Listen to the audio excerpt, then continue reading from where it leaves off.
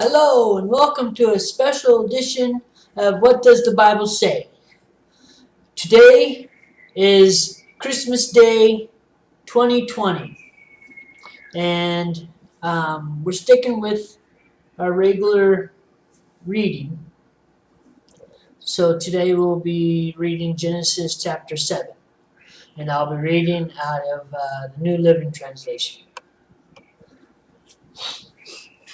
Genesis chapter 7, the flood covers the earth. Verse 1. When everything was ready, the Lord said to Noah, "Go into the boat with all your family, for among all the people of the earth I can see that you alone are righteous.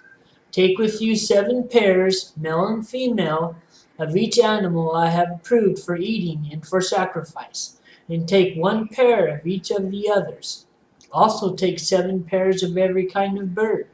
There must be a male and female in each pair to ensure that all life will survive on the earth after the flood.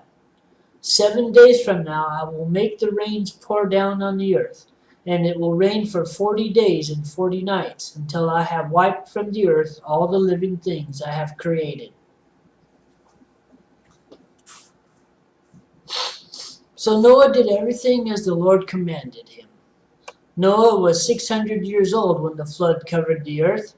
He went on board the boat to escape the flood, he and his wife and his sons and their wives.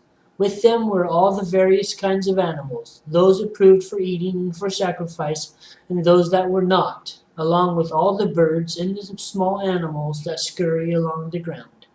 They entered the boat in pairs, male and female, just as God had commanded Noah. After 7 days the waters of the flood came and covered the earth.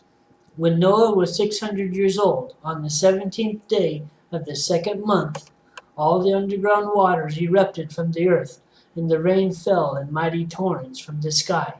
The rain continued to fall for 40 days and 40 nights. That very day Noah had gone into the boat with his wife and his sons, Shem, Ham, and Japheth, and their wives. With them in the boat were pairs of every kind of animal, domestic and wild, large and small, along with birds of every kind. 2 by 2 they came into the boat, representing every living thing that breathes. A male and female of each kind entered, just as God had commanded Noah. Then the Lord closed the door behind them. For 40 days the floodwaters grew deeper, covering the ground and lifting the boat high above the earth. As the waters rose higher and higher above the ground, the boat floated safely on the surface. Finally, the water covered even the highest mountains on the earth, rising more than 22 feet above the highest peaks. All the living things on earth died: birds, domestic animals, wild animals, small animals that scurry along the ground, and all the people. Everything that breathed and lived on dry land died. God wiped out every living thing on the earth: people, livestock, and small animals that scurry along the ground, and the birds of the sky. All were destroyed. The only people who survived were Noah and those with him in the boat, and the floodwaters covered the earth for 150 days. Interesting that it says nothing about the fish dying. It only mentions, the birds of the air, the livestock, small animals that scurry along the ground.